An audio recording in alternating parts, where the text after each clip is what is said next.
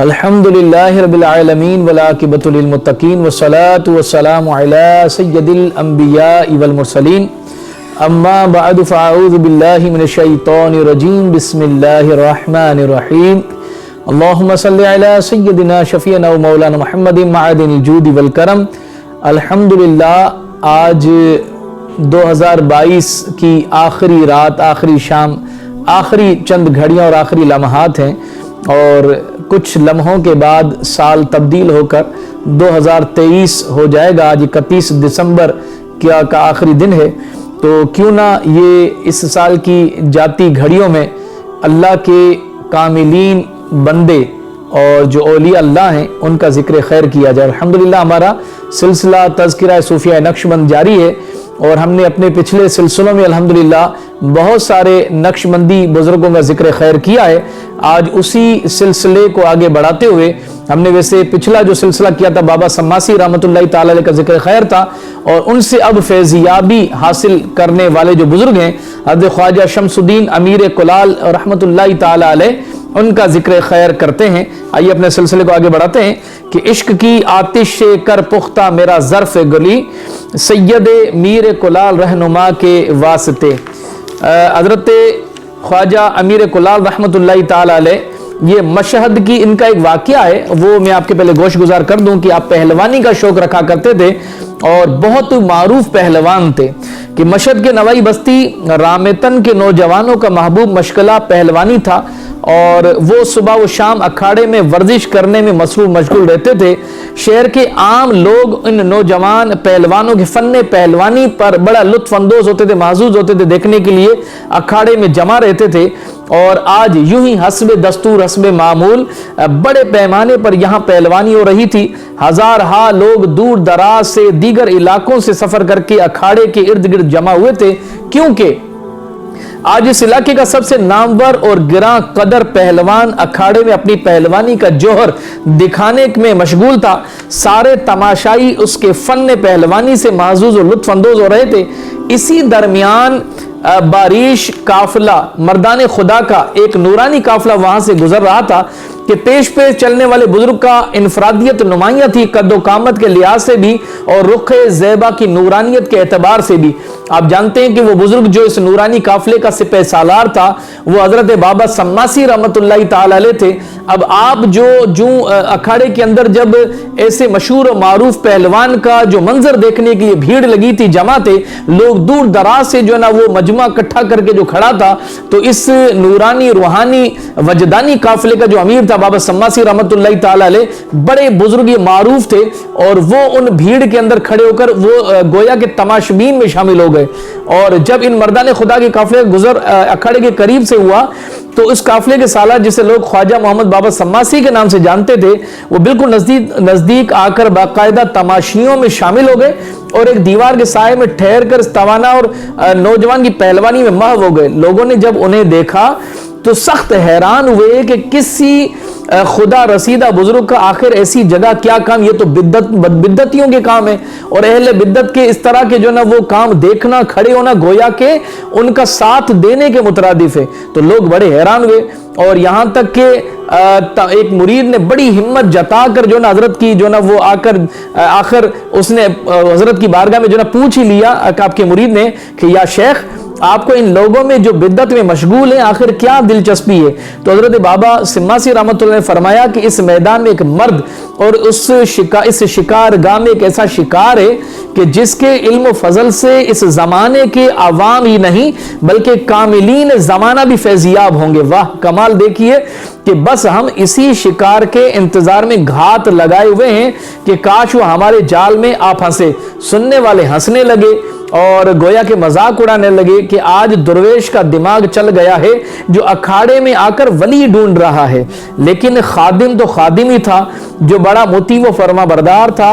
وہ جانتا تھا کہ حضرت کی زبان اقدس سے نکلے ہوئے کلمات بیکار نہیں ہوتے، اور نہ ہی وہ بے مقصد کوئی کام کرتے ہیں۔ اس لیے وہ پھر بڑی نیاز مندی سے عرض گزار ہوا کہ یا حضرت ولایت کا وہ امیدوار اور آپ کا شکار کہاں ہے؟ وہ تو حضرت نے فرمایا کہ وہ نامور پہلوان ان بزرگوں سے بے نیاز اس وقت کھاڑے میں کشتی لڑنے میں مصروف تھا۔ تو حضرت خواجہ بابا سماسی رحمۃ اللہ تعالی علیہ نے اس کی طرف اشارہ کرتے ہوئے ارشاد فرمایا کہ وہ رہا، وہ دیکھو وہ رہا میرا شکار۔ اسی درمیان اس نوجوان پہلوان کی نظر بھی خواجہ محمد بابا سماسی رحمۃ اللہ تعالی علیہ پر پڑ گئی۔ تو پھر کیا تھا کہ اس کے دل کا پرندہ حضرت خواجہ کی محبت کے جال میں آ پھنسا۔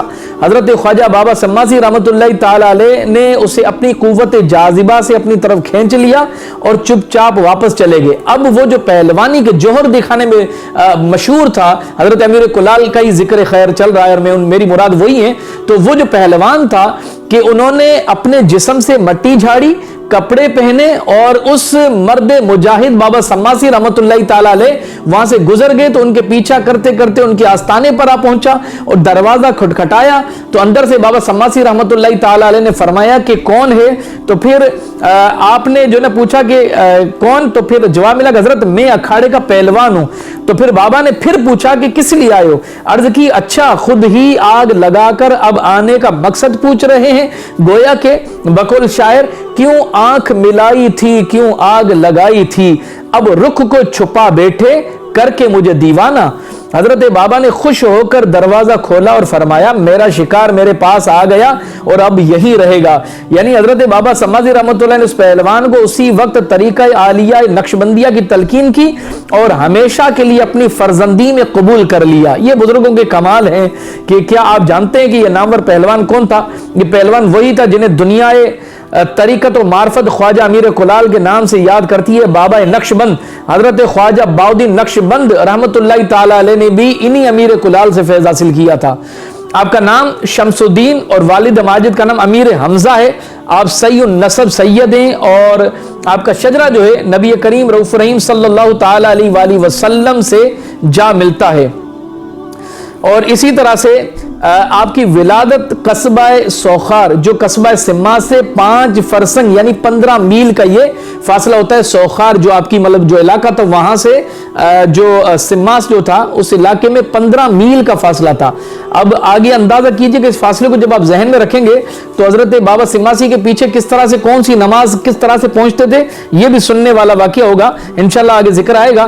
تو اور بخارا سے 1 میل کے فاصلے پر واقع ہے اور اس میں حضرت امیر کلال رحمت اللہ تعالی علیہ ان کی جو ولادت تھی یہ 676 ہجری میں ہوئی اور وہیں پر آپ کی نشو و نما ہوئی، پروان چڑھے اور رہائش اختیار کی۔ کوزے اور مٹی کے برتن بنانا آپ کا پیشہ تھا، آپ کوزہ گر تھے۔ فارسی زبان میں کوزہ گر کو کلال کہتے ہیں یا بعض کلال بھی کہتے ہیں، اس لیے آپ کو کلال کہا جاتا ہے۔ لہٰذا آپ اسی امیر کلال نام سے بڑے بڑے سلاطین طریقت اور معرفت کے سلطان بن کر مشہور اور معروف ہوئے۔ آپ کا جو مشغلہ تھا وہ یہ تھا کہ عالم شباب میں کشتی لڑنا آپ کا محبوب مشغلہ تھا۔ آپ اکثر زور آزمائی کرتے اور ہر طرف آپ کی پہلوانی کا شہرہ تھا۔ جب آپ کشتی لڑتے تو چاروں طرف سے تماشائیوں کا مجموعہ لگ جاتا تھا، جیسا کہ اس کی تفصیل گزر چکی اور میں نے آپ کے گوش گزار وہ واقعہ کیا۔ لیکن جب حضرت بابا سماسی کے اسیر نگاہ بن کر ان کی بارگاہ میں حاضر ہوئے، ان کے دست اقدس پر بیعت کی اور انہوں نے آپ کو فرزندی میں قبول کیا تو پھر کبھی بھی کسی کشتی کے دنگل یا اکھاڑے میں نظر نہ آئے۔ حضرت بابا سماسی رحمت اللہ تعالی نے آپ کو سلوک اور مجاہدہ میں مشغول کر دیا اور پھر آپ نے سلوک کی جو منازل طے کی وہ حضرت بابا سماسی رحمت اللہ تعالی علیہ کی خدمتوں میں رہ کر ہی یہ تربیت حاصل کی۔ جب آپ حضرت بابا سماسی رحمت اللہ تعالی کے دامن ولایت سے وابستہ ہوئے تو بطریق خواجگان ریاضت و مجاہدہ میں مشغول ہو گئے، یہاں تک کہ حضرت بابا کی صحبت و تربیت میں رہ کر طریقت و روحانیت کی بڑی بڑی منزلیں طے کی اور اعلیٰ درجات و مناصب حاصل کیے اور پھر درجہ تکمیل وہ ارشاد تک رسائی حاصل کر لی۔ مسلسل 8 سال تک آپ کا یہ معمول رہا کہ دوشنبہ اور جمعہ کے روز نماز مغرب سوخار میں پڑھتے اور نماز عشاء سماس میں حضرت بابا سماسی کے ساتھ ادا کرتے تھے اور پھر نماز فجر پھر سوخار میں گزارتے۔ کسی کو بھی آپ کے اس حال پر اطلاع نہ ہوئی۔ اندازہ لگیے کہ سماس اور سوخار میں 15 میل کا فاصلہ ہو اور نماز مغرب کے بعد نکلنا، پھر عشاء میں پہنچنا، پھر عشاء کے بعد پھر فجر میں وہاں پہنچنا، واقعی یہ حضرت امیر کلال کی کرامت سے کوئی بات کم نہیں ہے۔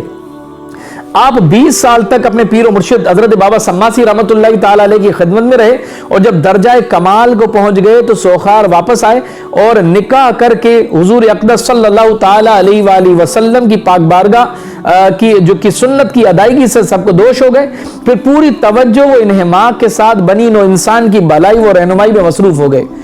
آپ کی بارگاہ میں ہمہ وقت ارادت مند اور عقیدت کیشوں کا ہجوم لگا رہتا تھا۔ آپ ان کی تعلیم و تربیت پر پوری توجہ مبذول فرماتے، اور آپ کا ہر عمل مریدوں اور عقیدت مندوں کے لیے مشعل راہ ہوتا تھا۔ حضرت خواجہ امیر کلال رحمت اللہ تعالی علیہ سے امیر تیمور جو تھا، وقت کا سلطان تھا، وہ بڑی محبت رکھا کرتا تھا۔